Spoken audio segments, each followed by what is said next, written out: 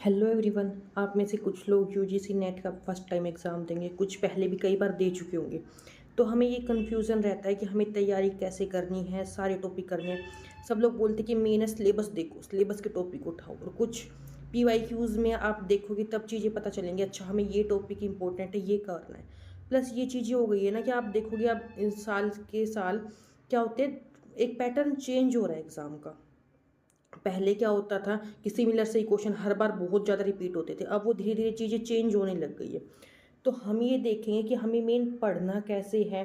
तो आप सारी यूनिट अगर करने बैठोगे, अगर आपके पास टाइम कम है तो बहुत बहुत ज़्यादा टाइम लग जाएगा। प्लस यूनिट में कुछ ऐसे टॉपिक भी है कि आपको सबको ना बराबर टाइम नहीं देना होता है। तो कोई इंपॉर्टेंट टॉपिक है उसको ज़्यादा टाइम देना है, किसी को कम देना है। तो मेन आप देखो कि आपने बेसिक जो फाउंडेशन है, आप जब अपनी मास्टर्स ही कर रहे हो, आपके कॉन्सेप्ट कितने क्लियर है नहीं है। प्लस हमारी ये देखो कौन सी यूनिट इंपॉर्टेंट है, तो उसके अकॉर्डिंग हम ना पूरे टॉपिक में आपको यहाँ पे दिखा देती हूँ कि कौन कौन से हमने टॉपिक क्या करेंगे देखने चाहिए, अगर आप शुरू से अच्छे से प्रॉपर प्लान बना के चलते हो। देखो स्टार्टिंग का फेज हम 1 क्या रखते हैं कि हम इसमें फाउंडेशन और कोर बेसिक्स हम देखेंगे 1 से 10 तक। अगर आपका ये पहले से क्लियर है तो आपको इसमें ज़्यादा टाइम देने की नीड नहीं है। तो देखो डे 1 में आप क्या मान के देखो कि आप ज्योग्राफी की बेसिक नेचर क्या होती है, स्कोप क्या होती है, या आप जनरली जब आप सेमेस्टर के एग्जाम देते हो तब वहाँ पे ये बहुत आराम से क्वेश्चन बनते हैं, आप वहाँ पे भी इनको पढ़ते हो। ब्रांचेस क्या हो गई, ड्यूरिज्म क्या होता है ज्योग्राफी में। फिर आप डे 2 में देख लो जैसे बेसिक कॉन्सेप्ट स्पेस। तो ऐसे करके सारी यहाँ पे मैंने टॉपिक जो है वो दिखाए हुए हैं। देखो आप जब तैयारी करते हो ना तो मास्टर्स में एडमिशन लेते हो, ये मत देखो कि अब मेरी मास्टर्स हो जाएगी तब मैंने नेट देना। आप स्टार्टिंग से ही तैयारी करते रहो, स्टार्टिंग से ही ट्राई करो, एग्जाम देख के आओ, फॉर्म फिल करो, ठीक है। तो वो सारी चीज़ें हो जाती है। और कई बार क्या होता है कि हम कई बार नेट दे चुके हैं लेकिन हम एक साइकिल में फंस गए हैं कि हम क्या करें, कैसे क्लियर करें, हो नहीं रहा है। तो आप ट्राई करो, ये जिस मैंने ये डे वाइज पूरा का पूरा प्लान बनाया कि आप सारे टॉपिक को एक बार बेशक यूट्यूब से देखो या नोट्स देखो, ये सारी चीज़ें आपने करनी है, ठीक है। मतलब एक एक टॉपिक को उठा लो। या फिर सेकंड मेथड होता है कि आप क्वेश्चंस जब कर रहे हो प्रैक्टिस, तो ये देखो कि मेरा ये टॉपिक रह गया, इसमें मेरे नंबर कट रहे, आप उसको कवर करो। अगर बहुत ही ज़्यादा कन्फ्यूज़न है तो बेसिक, अगर आपके पास टाइम ज़्यादा है तो आप शुरू से ही पूरा एक टॉपिक डे वाइज लेके अच्छे से डिटेल में, बहुत ज़्यादा डिटेल में चीज़ें करो। जैसे कि टेम्परेचर ऑफ ओशंस में देखो, करंट के बेसिक्स आप पूरा बेसिक से लेके एकदम हाई लेवल तक जो पीवाई के आते हैं वो सारी चीज़ें उठा लोगे ऐसे चीज़ें करके। और जो थ्योरीज होती है उनका पूरा डिटेल में देखो, क्यों दी गई थी, मतलब स्टोरी समझ के पूरा कि पीछे ये चीज़ें थी क्या, किस ईयर में आई, उससे पहले क्या हुआ, बाद में क्या हुआ, वो सारी चीज़ें। देखो अर्थक्वेक वगैरह हम बहुत छोटी क्लासेस से ही पढ़ना शुरू कर देते हैं, लेकिन बहुत एडवांस लेवल पे भी इन पे क्वेश्चन आते हैं। तो आपने अपने हिसाब से देखना है, ये नहीं है एकदम ब्लाइंडली किसी का प्लान फॉलो कर लिया कि हमने ऐसे चीज़ें करनी है। तो आप हल्का हल्का आइडिया ले लो कि देखो ये टॉपिक होते हैं, आप एक बार इसको पूरा देख लो, कहीं मतलब टिक लगाते जाओ कि अच्छा मेरा ये टॉपिक भी हो गया, ये टॉपिक भी हो गया, जब आप रिवीजन कर रहे हो, ठीक है।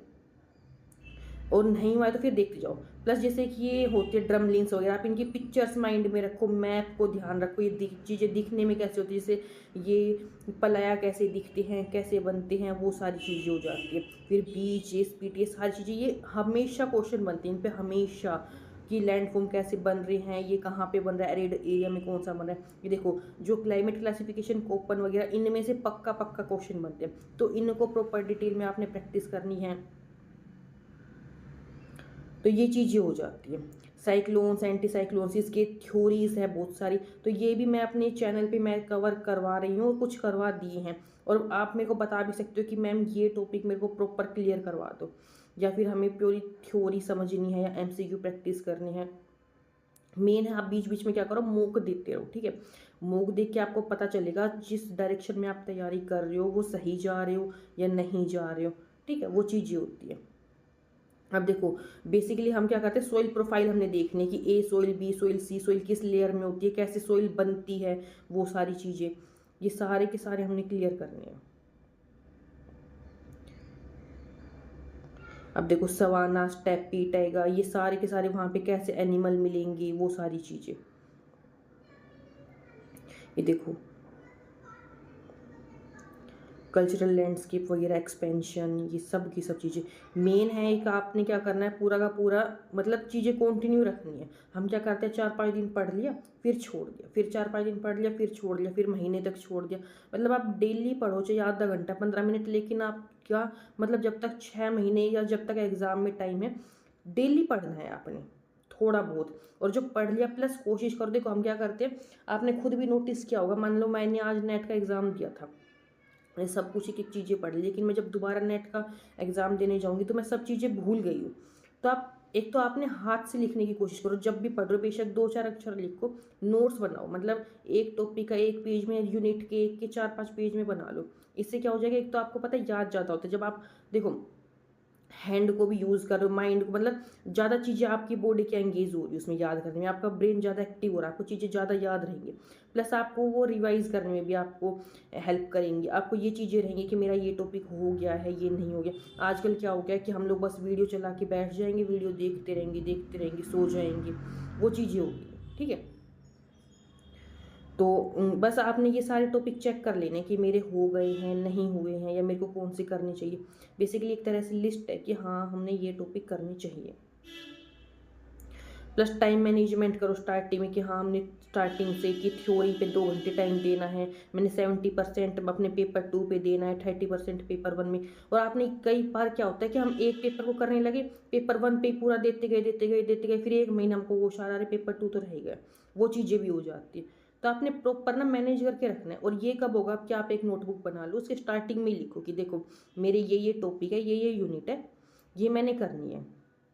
दोनों पेपर की अलग अलग नोटबुक बना ली और आप उस पर टिक करते रहो, तो आपका याद रहेगा कि हाँ देखो मेरी ये चीज़ें हो रही है, ये नहीं हो रही है।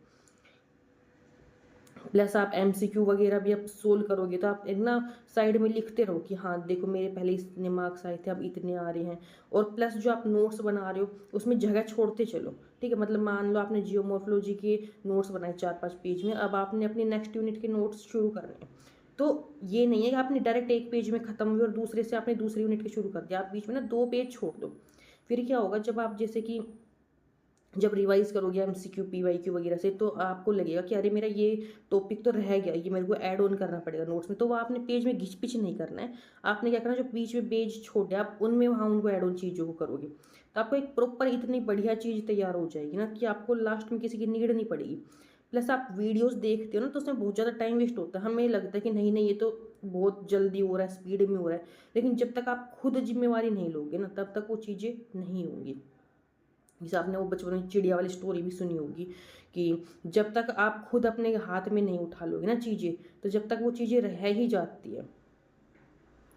तो देखो ये जैसे कि आपके जीआईएस, ये हम जहाँ तक तो जीआईएस तक तो पहुँच ही नहीं पाते, जीपीएस, ये राष्ट्र वेक्टर डाटा, और इनमें से पक्का क्वेश्चन बनता है।